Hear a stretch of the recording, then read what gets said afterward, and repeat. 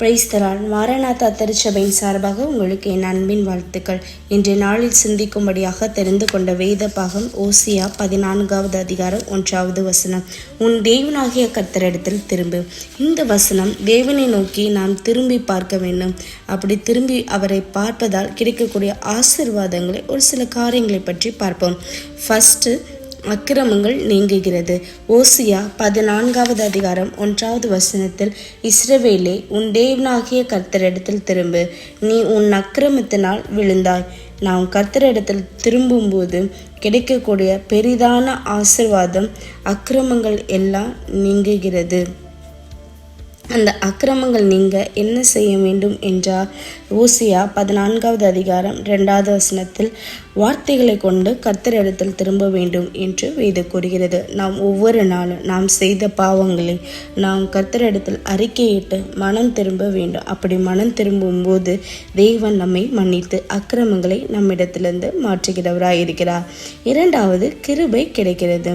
எரேமியா 3வது அதிகாரம் 12வது வசனத்தில், நீ போய் வடதிசையை நோக்கி கூற வேண்டிய வார்த்தைகள் என்னவென்றால், சீர்கெட்ட இஸ்ரவேலை திரும்பு என்று கர்த்தர் சொல்கிறார்.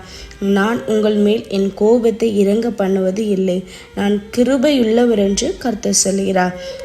நான் என்றைக்கும் கோபம் வைக்க மாட்டேன் என்று வேதம் நமக்கு சொல்லுகிறது. நாம் கர்த்தரிடத்தில் திரும்பும்போது கர்த்தர் கிருபையுள்ள தேவனாய் இருக்கிறார்.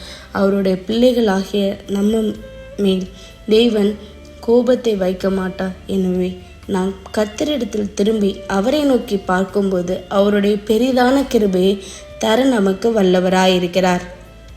மூன்றாவது, சீர்கேடுகளை குணமாக்குவார். எரேமியா 3வது அதிகாரம் 22, சீர்கேட்ட பிள்ளைகளை திரும்புங்கள், உங்கள் சீர்கேடுகளை குணமாக்குவேன் என்றார். சீர்கேட்ட இந்த வார்த்தையினோட அர்த்தம் பின்மாற்றுக்காரர்கள் அல்லது பின்வாங்குதல். தேவனை நோக்கி கொஞ்ச நாள் தேடிட்டு அதுக்கப்புறம் அவரை விட்டு வழி விலகி போகிறது. நாம் அவரை நோக்கி திரும்பும்போது எப்படிப்பட்ட சீர்கேடுகளையும் தேவன் குணமாக்க வல்லவராயிருக்கிறார். பிரியமான தேவ பிள்ளைகளே, நாமும் கர்த்தரிடத்தில் திரும்பும்போது அவர் நம்முடைய அக்கிரமங்களை நீக்கி அவர் நம்மை பரிசுத்தப்படுத்தி அவருடைய பெரிதான மகத்துவமான கிருபையை தருகிறார். ஒருவேளை நம்மிடத்தில் சீர்கேடான காரியங்கள் இருக்குமானால் நாம் அவரிடத்தில் திரும்பி நம்முடைய பாவங்களை அறிக்கையிட்டு மனம் திரும்புவோம். நிச்சயமாகவே தேவன் நம்மை அதிகமாய் ஆசீர்வதிப்பாராக. ஜெபம். எங்களை நேசித்து வழி நடத்துகிற நல்ல தகப்பனே, இந்த நாளை எங்களுக்கு ஆசீர்வதித்து தாங்கப்பா. ஆண்டவரே, சங்கீதக்காரனாகிய தாவீதுராஜா சொன்னது போல வேதனை உண்டாக்கும் வழி என்னிடத்தில் உண்டோ என்று பார்த்து எங்களை நித்திய வழியில் வழி நடத்துங்க. எங்கள் வாழ்க்கையை முழுவதுமாக அர்ப்பணிக்கிறோம். நீரே எங்களை பொறுப்பேற்று வழி நடத்துங்க. இவையாவும் அன்பார்ந்த இயேசு கிறிஸ்துவின் மூலம் அடிபணிந்து கெஞ்சி கேட்கிறோம் ஜீவனுள்ள நல்ல தகப்பனே. ஆமென்.